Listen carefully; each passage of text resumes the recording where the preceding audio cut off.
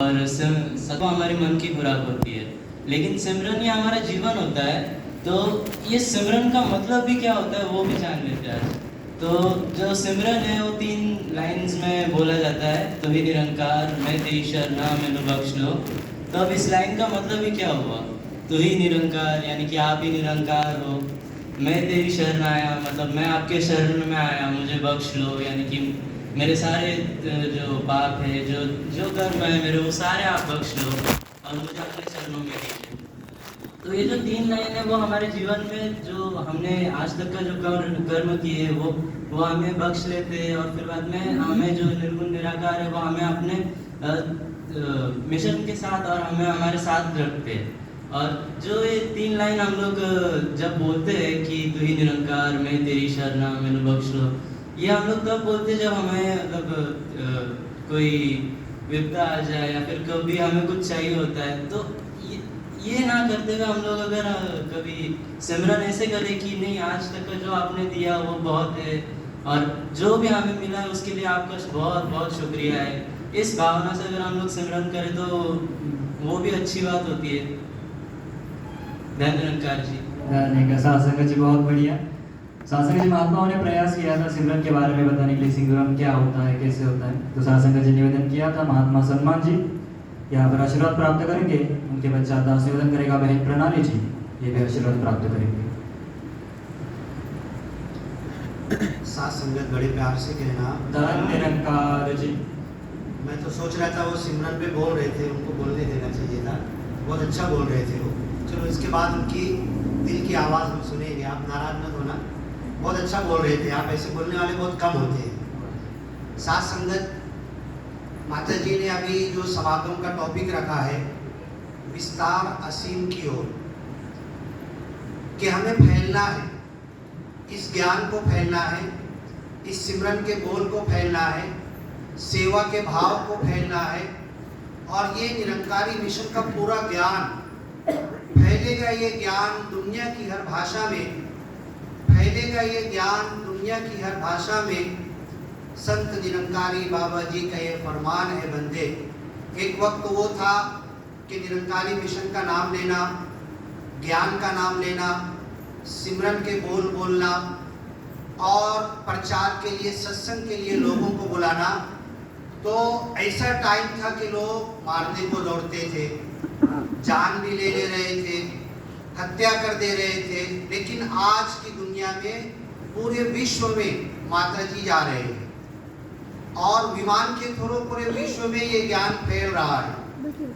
इस मर्तबा जो विषय रखा गया है विस्तार असीम की ओर, कि जितनी सीमा है, जितनी बाउंड्री है, जितने कंट्रीज ने अलग अलग अपनी बाउंड्री बना ली है और इंसानों को जो बांट दिया है, चाहे ज्योग्राफिकल बाउंड्रीज में बांधा हो, धर्म के नाम पे बांधा हो, जात पात के नाम पे बांधा हो, और इंसानों को जिस टुकड़े की बुनियाद पर भी इंसानों को अलग अलग कर दिया गया है, ये सब अलगाव को मिलाकर, ये सब उलझाव को सुलझाकर एक जगह लाना है और सबको जोड़ना है। तो विस्तार फैलना है, चलना है, जाना है, पहुंचना है, हर इंसान तक पहुंचना है, असीम की ओर।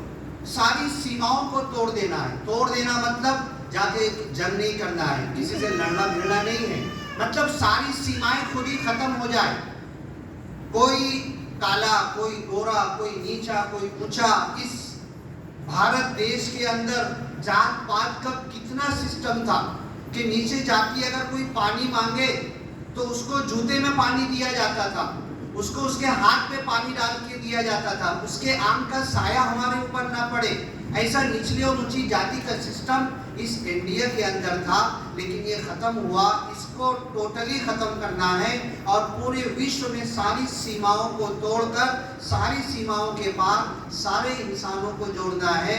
तो ये संत निरंकारी मिशन कर रहा है और दुनिया को करके दिखा रहा। दुनिया वाले कहते हैं हिंदू मुस्लिम सिख ईसाई सब हैं भाई भाई, ये मुंह से कहते हैं, लेकिन संत निरंकारी मिशन हिंदू मुस्लिम सिख ईसाई और हर जाति वाले को एक साथ बिठाकर दिखा रहा है एक साथ एक पंगत में, एक संगत में, एक लंगर में बैठ के लोग खाना खा रहे हैं। इधर मुस्लिम बैठा है, इधर हिंदू बैठा है, इधर सिख है, खिलाने वाला कोई और है, कोई भील समाज का है, कोई बंजारा समाज का है।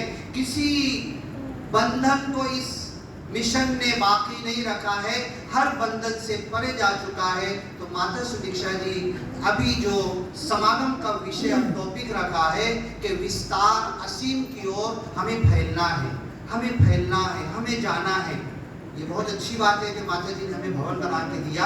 हमारी आवाज सिर्फ भवन तक न रहे, हमारा सत्संग सेवा सिमरन सिर्फ भवन तक न रहे, हमें तो हर तरफ जाना, जहाँ पर भवन है नहीं है, एक एक गांव जहां पर हमारे महापुरुष है नहीं है, वहां तक जाना है।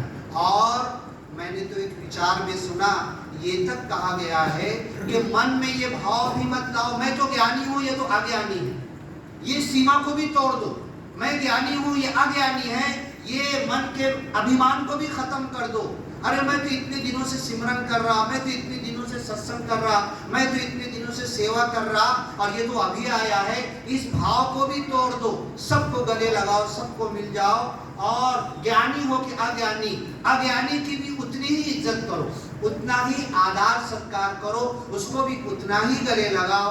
ज्ञानी हो अज्ञानी हो, सबको गले लगाओ। तो वक्त दूर नहीं है कि जैसे निरंकारी बाबा जी ने कहा था, हर झोपड़ी और खोपड़ी में ये ज्ञान जाएगा।